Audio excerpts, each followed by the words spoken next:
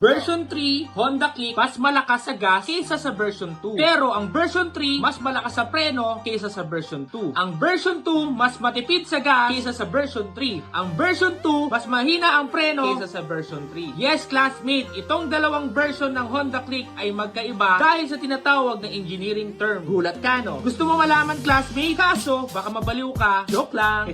Tungkol to, classmate, sa tinatawag na contact point sa ground. Kung mapapansin mo, mas malakas sa gas ang version 3 dahil sa sukat ng kanyang gulong na 100/80 at 90/80/14. Dahil mas malapad ang 80 series na sidewall. Ang sidewall ay ang laki o liit ng gilid ng bawat gulong. Kapag gusto mo ng malapad, 80 series ka. Kung gusto mo naman ng matangkad o mas malaki ang sidewall, 90 series ka naman, classmate. So, bakit nga ba malakas sa gas ang 80 series, classmate? Dahil to sa tinatawag na contact point sa kalsada. Mas malapad, mas mabigat. Dahil kung mapapansin mo, ang 90 series ay kakaunti lang ang contact point kaysa sa 80 series. Mas mabilis maitutulak ng makina ang gulong sa kalsada. Ang hirap, no? Hindi kasi tayo engineer eh. Kaya, huwag ka na magalit dyan kung bakit ka nalilito. At kung ang tanong mo naman kung bakit mas malakas ang preno ng version 3 kaysa sa version 2, dahil the higher the contact to the ground, ay mas malakas ang preno, classmate. Kaya, huwag ka na malito dyan, classmate. Pinag-iisip lang kita. At tungkol na naman sa diferensya ng gasolina, huwag ka mag-alala, classmate. Sobrang liit lang ng diferensya nito na halos hindi na nararamdaman ng Honda Click users na naka version 2 at version 3. Kumbaga, nililito ko lang yung isip mo, pero may punto. Kumbaga, maisingit ko lang, classmate, mas maiksi nga pala ang 90 series, kaya goods na goods to para dun sa mga short curve. At yung 80 series naman is para to dun sa mga long curve. Tulad na lang namang marilaki. Oh, napaisip ka na naman, classmate. Kumbaga, ang punto ko dito, classmate, kumbaga kung mas malaki yung contact sa ground, yun yung mas malakas yung preno. Pero mas malakas siya sa gasolina dahil dun sa tinatawag na hindi niya basa-basa maitutulak yung makina. Na tulad ng 90 series. Yung 90 series naman, mas konti yung tinatawag na contact point sa ground, pero mas naitutulak siya ng kanyang makina. Pero mas mahina yung preno dahil sa konting contact sa ground. Nakakalito pa rin, no?